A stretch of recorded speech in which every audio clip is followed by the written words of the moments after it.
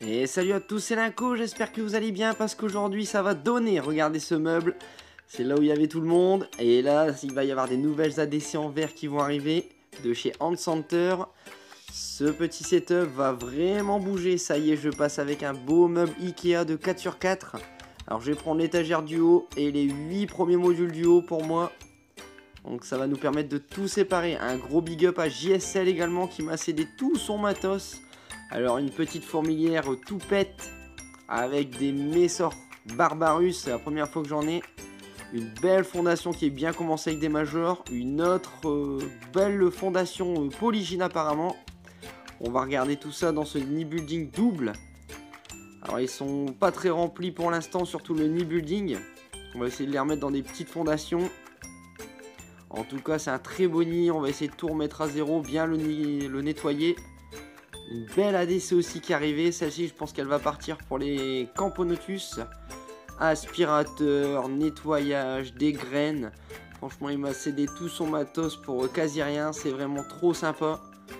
Et on va lui faire honneur. Alors des petits nids également qui sont arrivés, une petite ADC, franchement on va en profiter un max. Je vais vous en faire profiter également, je pense que je vais offrir une ou deux petites, dont celle-ci, une Camponotus Vagus Cruentatus pardon.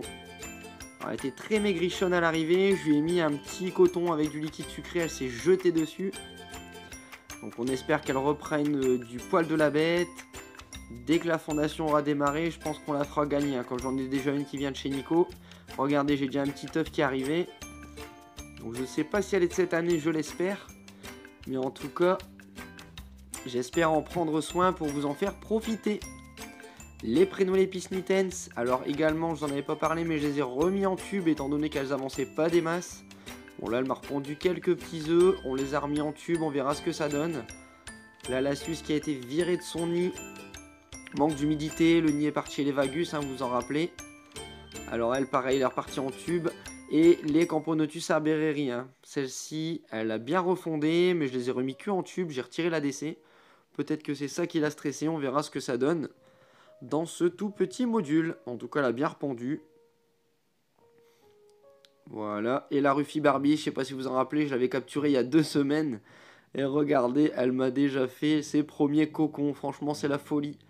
Pareil, celle-ci, hein, elle sera mise en concours. Étant donné que j'en ai déjà une, vous verrez après. La mienne se porte au mieux. Allez, on va regarder tout ça. Alors, le nid building double. Alors, il est vraiment énorme, hein. Tout est ouvert, donc elles ont stocké pas mal de graines. Toute la fondation est vraiment dans le coin là-bas. Alors, elle serait polygine, j'ai pas encore trop regardé, je les ai pas trop embêtés pour l'instant, hein. Donc, j'aurais remis un module de fondation tout petit. J'aurais remis aussi un tube humide juste après. On verra si elles prennent dans les lieux, ce qui permettra de vider le nid complètement des graines et de le nettoyer à fond. De bloquer complètement toutes les entrées et d'attendre qu'elles soient vraiment un peu plus pour les remettre dedans. Parce que là, c'est vraiment un peu trop grand pour elles niveau du nid. Bon, en tout cas, elles ont l'air de bien se porter. Les Vagus, les Camponotus Vagus, je vous l'avais dit, je l'avais mis dans ce nid inversé, hein. Alors, tout se passe pour le mieux, hein. Ça y est, on a déjà 4 ouvrières. 2, 3, 4 cocons qui sont prêts à être ouverts aussi. Et elle m'a repondu une belle grappe d'œufs, hein. Franchement, la Vagus, elle est vraiment bien partie dans ce nid. Celui-ci, je rappelle, il est humide, il est non humidifié, pardon. Donc pour elle, ça devrait le faire, hein. Ça l'avait fait pour les crématogastères. Il n'y a aucune raison que pour elle, ça se passe mal. En plus, là, j'aurais fait une belle petite cavité au niveau du sous-sol. Ça promet pour elles auront de la place pour bien se développer cette année déjà. Allez, on va regarder l'étage du haut. Les Myrmecocystus mexicanus, les fourmis peau de miel. Alors j'ai eu 2 ou 3 décès là, les premières arrivées. 2 cocons, il me reste encore 2 larves. Après bon, c'est fini pour le couvain, hein. Je vous rappelle que j'ai plus de jeans depuis septembre-octobre l'année dernière. La peau de miel, alors elle s'était très bien remplie dès le début. Là elle gonfle mais vraiment tout doucement, hein. C'est vraiment timide. Bon, après il n'y a plus qu'à peine 10 ouvrières, donc je pense que c'est normal. Mais en tout cas on aura réussi ce qu'on voulait. Donc tout se passe bien pour elle. J'espère fin d'année peut-être resuccomber pour une nouvelle fondation avec une jeans coup-ci, on l'espère, qui tienne le coup dans un beau petit nid tarélante qui attend depuis 1 an quasiment. Alors voilà les beaux petits cubes. C'est un beau petit cube, hein. Allez, on va regarder ça. On va commencer par les coupeuses de feuilles, les Acromyrmex octospinosus. Alors la rose se fait dépouiller. Au bout, je leur ai mis un petit peu de graines pour gérer l'humidité. Alors c'est pas des graines, hein, c'est de la perlite. Alors, vous voyez, elles avaient bien bouché le sortie du trou et l'arrivée aussi maintenant avec du sable et de la perlite. Elles gèrent vraiment énormément bien leur humidité, hein, franchement. Et le champignon évolue très bien, tout se passe bien. Alors il y a eu vraiment un très gros pic de croissance au niveau du champignon, là il stagne un petit peu depuis une semaine ou deux. Par contre regardez, j'ai eu énormément de naissances, regardez les fourmis claires. Alors franchement c'est un truc de fou, il y a énormément de majors. Les coupeuses sont arrivées là en masse, c'est un truc de fou. Énormément de majors de couleur claire, hein, franchement. Ça donne à fond. Il reste encore pas mal de couvains dans les cavités. J'ai revu la gine tout à l'heure. Là, vous voyez, les morceaux de feuilles ont été découpés à un max. Regardez là, cette feuille, elle est maintenue par le major et il y a 2 petits minors dessus. J'ai aussi des majors avec, regardez, cette petite farine sur elle, là, ce petit composite blanc. Alors ça, c'est vraiment un petit produit, on va dire, entre guillemets, qui leur sert de protéger le champignon, hein. C'est vraiment un petit antibactérien pour elle. Alors on va revoir les Messor Polygine apparemment. Alors dedans je les ai pas encore vraiment embêtés, hein. Franchement je les laisse vraiment tranquilles, elles viennent juste d'arriver. Alors je leur ai mis le tube, je leur ai mis le petit nid de fondation avec de l'hygrométrie dedans. On verra si elle déménage, après si elle préfère rester là, on va voir ce qu'on en fait, hein. Pour l'instant ça reste à tatillon, hein. Je rappelle, elles sont arrivées justement hier. Donc ce vendredi, hein. C'est tout frais. En tout cas c'est un big nid. Je pense que là-dedans, on va pouvoir mettre une bonne campo ou autre chose. Alors, tant qu'on y est, on va passer à côté. On va regarder nos petites Crématogastères scutellaris. Alors, elles, regardez comme toutes, hein, j'ai mis un petit morceau de blatte à tout le monde. Donc, je nourris toujours ça avec les blattes Red Runner. Donc là, je leur ai mis un morceau, hein, on voit, ça bouge encore un peu. Pourtant, il n'y a plus que des pattes. Et en tout cas, elles se font un magnifique festin, hein. Franchement, les crématos, c'est vraiment dégueularde. Le nid, tout se porte bien. Alors l'étage du haut sera plus chauffé. Bon, il fait encore 24 à peu près, hein, l'étage du haut, donc franchement il n'y a pas à se plaindre. Et ça reste des endémiques, hein, ici. Alors regardez, très beau couvain. Et du côté de la gine, pareil, hein, encore des belles grappes d'œufs. Des nymphes nues. Un très beau bordel à l'entrée, on peut voir sur la gauche là, entre le sable et les restes de blattes. C'est un beau carnage mais bien organisé. Allez, on va descendre, on va suivre le petit lacet du câble chauffant. On va commencer, il y en a un ou deux qui vont bien kiffer, c'est les Myrmecia. Alors les Myrmecia nigrocincta, regardez, j'ai plus beaucoup de cocons, tout a été ouvert. Alors ça y est, on a passé la bonne dizaine d'ouvrières, ça fait vraiment plaisir. Regardez dans le tube, ça grouille d'ouvrières. Franchement, c'est vraiment nickel. Deuxième tube n'a pas encore été trop utilisé, il y a vraiment que les déchets, les cocons ouverts. Là pareil, j'ai mis un morceau de blatte, regardez, il est déjà dans le tube. Franchement, j'ai mis le morceau de blatte il y a à peine 3 minutes, juste avant de filmer. Et c'est la folie. Donc il me reste à vue d'œil 2 ou 3 cocons à ouvrir. Et j'ai encore un très beau couvain qui est au fond là-bas, collé à l'humidité. Donc j'ai encore 2-3 grosses larves, et encore pas mal de petits œufs là-bas tout au fond si vous regardez bien. Vous voyez les ouvrières, hein, elles sont vraiment arrivées. Ça fait vraiment plaisir, hein, vraiment une belle réussite. J'espère que d'ici fin d'année, ça sera magnifique à voir. Ici, côté Gigantiops, vous voyez le cap chauffant y passe, on est autour des 25,5. Donc c'est vraiment nickel pour elle, il y en a assez, hein, le cap chauffant fait juste le tour de mes ADC et de mes nids. Alors on va juste regarder les plantes parce que là il n'y a personne de sortie. Alors la violette a été vraiment bouffée, je pense que c'est par les escargots. La verte au milieu est vraiment très belle. Voilà, vous voyez, j'ai pas mal de petits accompagnants en Gigantiops. J'ai eu quelques escargots, j'ai réussi à en éradiquer 3-4, mais en fait, hein, ça se reproduit très vite. Ça, c'est le malheur quand on achète des plantes, hein, il y a toujours des petits insectes qui viennent s'incruster. Le nid tout petite entrée. En tout cas, ça se porte bien. J'ai toujours des sorties, elle vient de manger sur mon doigt, c'est vraiment un vrai kiff. Tout se passe bien pour elle. Allez, on passe à côté avec les petits tubes, on en a parlé tout à l'heure, hein. Les petites Prénolépines snitten, les fausses pots de miel sont reparties en tube en espérant qu'elles démarrent bien. La Lassus SP noire de l'année dernière, dans laquelle j'ai foiré avec le nid que j'hydratais pas, hein, bien sûr. Et la Berrerie de 1894 qui a toujours qu'une seule ouvrière. Alors pareil, on l'a remis en tube, elle m'a refait un beau couvain, on verra si ça continue ou pas. Allez, on va faire un petit tour aux côtés des Opistopsis rufithorax, les australiennes Strobe. Pareil, un très beau développement, on a passé la centaine. Franchement, là j'ai 2 grosses cavités qui sont bien remplies, j'ai vraiment énormément encore de cocons, d'œufs et de larves. Tout se passe bien, j'ai observé peut-être 5-6 décès dans la déchetterie. Donc les premières certainement de l'année dernière, mais en tout cas là c'est reparti vraiment à fond. Regardez, c'est vraiment magnifique. Donc là je fais vraiment un passage rapide de tout le setup, hein, étant donné qu'il y a eu énormément de changements, vous avez vu. Arrivée de matos, préparation pour des nouvelles ADC, nouveaux meubles. Cette semaine c'était vraiment la folie chez moi. Alors on continue avec les Camponotus nicobarensis. Pareil, il y a eu du changement, hein, je vous le cache pas. Alors, regardez la rose des sables qui est remplie. Il y a du monde dans l'ADC. D'habitude il y a un peu moins de monde, mais là j'ai remis une blatte. Alors elle est tout au fond. On va voir, voilà là-bas. Alors par contre je mets pas de morceaux, hein, je mets des blattes entières. Vu la quantité de personnes. Alors j'en mets qu'une encore pour l'instant. Mais ça se passe bien. Et vous allez regarder le nid. Ça y est, il a encore augmenté de taille. J'ai rajouté le premier quart de la couronne. Alors on va retirer. Alors j'ai essayé de mettre le filtre rouge, j'en ai eu aussi. J'en ai pour la Quadricity aussi entière, mais je ne l'ai jamais mis. Aucune de mes fondations ou colonies n'est protégée du soleil ou de la lumière.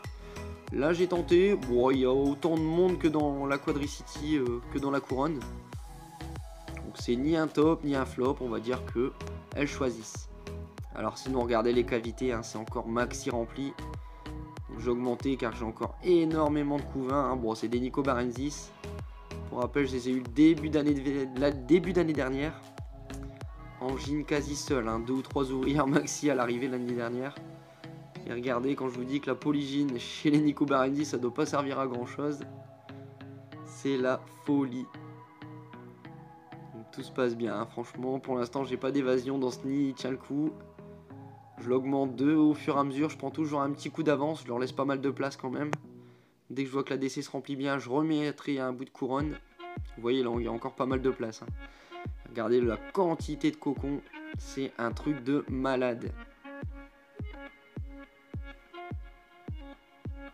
Alors je vais essayer de vous capter la gîne. Bah, regardez, elle est en plein milieu ici. Voilà, elle est en plein là ici, on va essayer de zoomer dessus après.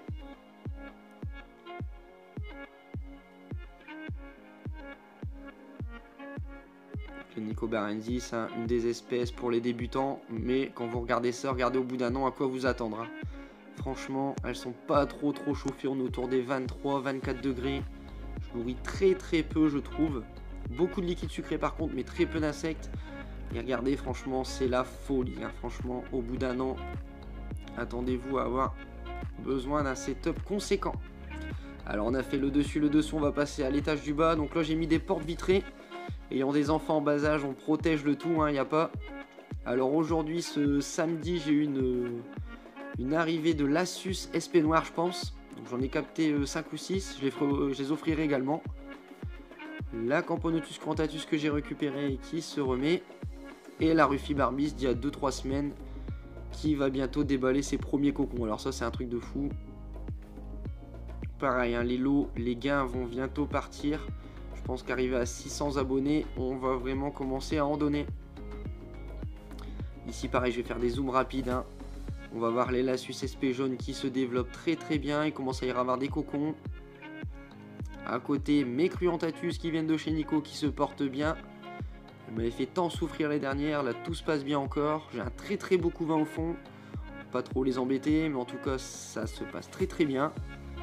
Je pense que je vais bientôt leur offrir une ADC un peu plus grande à elle parce que c'est une de mes chouchoutes et que j'aimerais bien qu'elle se porte bien. Les Formica Rufibarbis, les miennes. Alors regardez, en ce moment il y a eu pas mal d'essaimages. Si vous en trouvez, hein, les gînes avec son petit Marcel avec le H sur le dos, voilà à quoi vous attendre au bout d'un an ou deux. Franchement, c'est nickel. C'est de toute beauté. Donc elles sont très actives, très vives.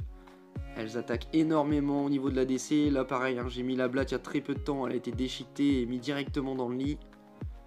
Franchement, si vous voulez une espèce vive, Et franchement, elles sont vraiment plus énervées que les Messors quand on les bouge. Hein. Franchement, il n'y a pas à dire. Ici à côté, au niveau des derniers tubes, on va voir les Camponotus Fetchenkoi. Les petites perles blanches. Alors je vais passer un peu de lumière par-dessus pour qu'on en profite un peu plus. Alors, elles sont parties tout au fond parce que le câble chauffant passe au niveau de la dernière cavité. On voit vraiment qu'elles sont vraiment au niveau de la chaleur. Et regardez, pareil, hein, franchement, mince cocon. La gine se porte bien. J'ai des larves. Et encore une très belle grappe d'œuf. Très belle. On espère avoir un petit média à major cette année, mais c'est pas dit. Voilà ce qu'il en est pour les tubes et les toutes petites boîtes d'ADC. Allez, on passe voir nos fameuses Messor Capitatus, les premières arrivées à la maison. Donc tout se passe bien. Alors un des ADC Hand Center de 20 sur 20, je pense que je vais leur offrir. La petite ADC en vert, elles en seront ravies. Alors toujours un très beau couvain. J'ai l'impression qu'elle a très peu pondu cette année par rapport à l'année dernière. Est-ce que c'est l'ADC qui est trop petite pour elle? Je ne sais pas, ou le manque de protéines peut-être, à voir. En tout cas, elles ont toujours un stock énorme de graines, hein, c'est suffisant pour elles. Donc je vais augmenter leur ADC, on va voir ce que ça donne. En tout cas, ça promet, hein. Franchement, j'ai toujours des très beaux majors. J'ai 2 ou 3 majors, j'ai même remarqué qu'ils étaient déjà beaucoup plus grosses que la gine. C'est un truc de fou chez les Capitatus. Donc prochaine petite vidéo peut-être sur l'installation de la nouvelle ADC en vert, on verra. Les Myrmica SP, toujours nickel. Alors là j'en suis à 4 ouvrières et pareil 3-4 nymphes nuls là ici. J'ai un tout petit couvain qui est très beau aussi, franchement ça fait plaisir. Alors, là on voit pas grand chose parce qu'il y a le câble qui passe, là je gagne un peu d'humidité. Ça leur fait plaisir aussi, on voit qu'elles sont vraiment à ce niveau là. Mais en tout cas ça fait plaisir, ça se porte bien. À côté, on reste dans les petits modèles, les Fédol Pallidula. Pareil dans la DC ouverte, tout se porte bien. Alors là j'avais mis un morceau de blatte, non même pas, je leur ai mis une Gine Lassus. Alors j'ai retrouvé une Gine Lassus mais qui était décédée, donc je leur ai mis dans l'ADC. Elle doit être ici au niveau de l'entrée du nid, voilà, elles sont en train de la terminer, hein, franchement. Ça va donner un peu de protéines. La fourmi pour la fourmi. Et elles sont vraiment de l'autre côté, côté humidité. J'ai un très beau couvain aussi là qui commence à bien partir avec la gine.